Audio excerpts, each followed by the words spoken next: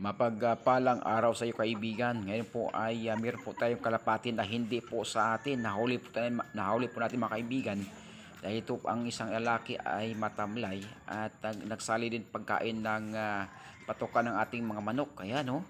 At ating pong nahuli. At nagpahuli talaga mga kaibigan. At kinulong mo natin dito at pinakondisyon. At nagsama na rin ito yung babae. Itong mga batik-batik na babae mga kaibigan. Ay ito po ay nagsali din to dito sa kulungan na ito. At ngayon po ay ating pong pinakondisyon mga kaibigan at papakawalan din natin ito. Dito na sila sa may-ari mga kaibigan. Pasensya na po dahil ating pong para safety din at hindi madali ng pusa dahil may umaaligid na pusa mga kaibigan dito sa may baba. Kaya ito, hinuli muna natin para safety siya. At ito ating pakakawalan po.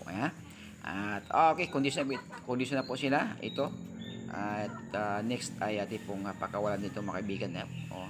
At pag hindi sa atin, ating pong ibalik ating pong pakawalan dahil hinahanap po ito ng may-ari. Okay, let's go. Papakawalan na kayo. Nakadalawang gabi ito mga kaibigan sa akin. Okay. Pagpalang araw mga kaibigan, mga kalingap. Ngayon po papakawalan na po natin yung kalapati po na ating pong nahuli rito. Nagsali po sa pagkain ng ating mga manok. Nagpahuli mga kaibigan. Kaya ito yun sila, babae at lalaki. Papakawalan na po natin ngayon dahil hinahanap na po ito ng may-ari ngayon. Okay, let's go. Huhulihin ko na kayo at papakawalan ko na kayo para makabalik kayo sa inyong amo, sa inyong boss. Okay. Okay sir, hinuli ko to sir kasi medyo mahina siya konti yung isa. Ayan at para safety kasi yung pusa nag-aaligid po dito sa aking area. Kaya ito papakawalan ko na dahil ito ay na siya, condition na yata ito. Pati yung isa. Ito nung nahuli ko ito medyo mahina siya. Ito siya. Ngayon malakas na. Pinakain ko na siya ng feeds. Ayan Yan, kasi bakante yung ating kulungan ng manok kaya ito na ilagay. Okay, let's go. Papakawalan na kita. Yan mga kaibigan Yan, papakawalan ko na silang dalawa. Okay, para makabalik na kayo sa inyong amo. Uy, ganda mga kaibigan Wow, yun. Okay, tayo na. Yan, lagyan po natin ng Anthony Dahl Vlog. Kung makita na may-ari, alam niya kung paano po natin ina-askas. Yan siya po ay na siya, condition na dahil mahina po siya nung ating pong nahuli mga kaibigan. Nakipag salo doon sa ating pong mga manok.